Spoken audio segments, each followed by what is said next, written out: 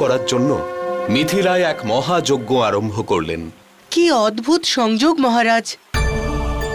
আপনার মাতা পিতা সন্তান সুখের জন্য যজ্ঞ করলেন, আর মহারাজা জনক সন্তানরূপী প্রজাদের সুখের জন্যে মহাযজ্ঞ করলেন।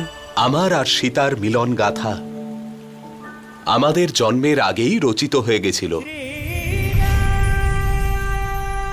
এরকম প্রতিকূল পরিস্থিতিতে যজ্ঞের আয়োজন করা তো অত্যন্ত কঠিন ছিল, তাই না মহারাজ? নিঃসন্দেহে, কিন্তু তখনও মহারাজা জনকও কোনো অবস্থাতেই আশা ছাড়েননি। মহাযজ্ঞ অনেক দিন ধরে চলল।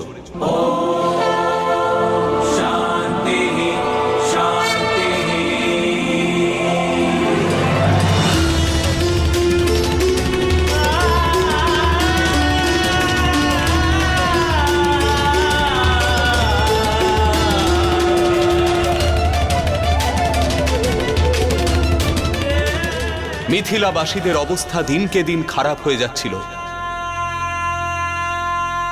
আর সংকটের এই সময়ে রাজা জনকের কাছে মজুদ ভোজন সামগ্রী শেষ হয়ে আসছিল।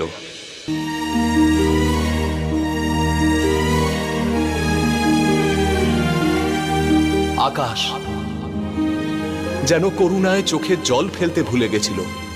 সূর্যদেব নিজের সম্পূর্ণ তেজের দ্বারা মিথিলাকে বিদীর্ণ করছিলেন।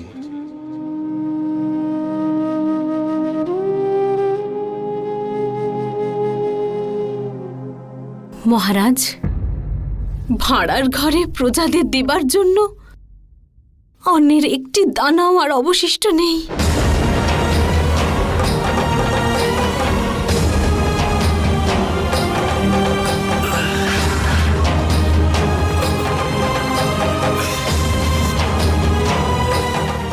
মহর্ষি, আজ ইন্দ্রদেব একেবারে প্রসন্ন হলেন না বলে মনে হলো। এবার এই মহাযজ্ঞে আমি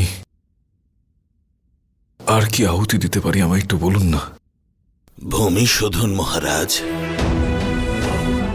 কৃষকদের কষ্ট দূর করবার জন্য আপনাকে স্বয়ং কৃষক হতে হবে। একজন মা ঘুমিয়ে পড়ার পর যখন তার সন্তানের খিদে পায়, তখন সে তার মাকে আঁচড়ে দিয়ে ডাকে। এই ধরিত্রী মাও ঘুমিয়ে আছে মহারাজ। এই মাকে আপনাকে জাগাতে হবে।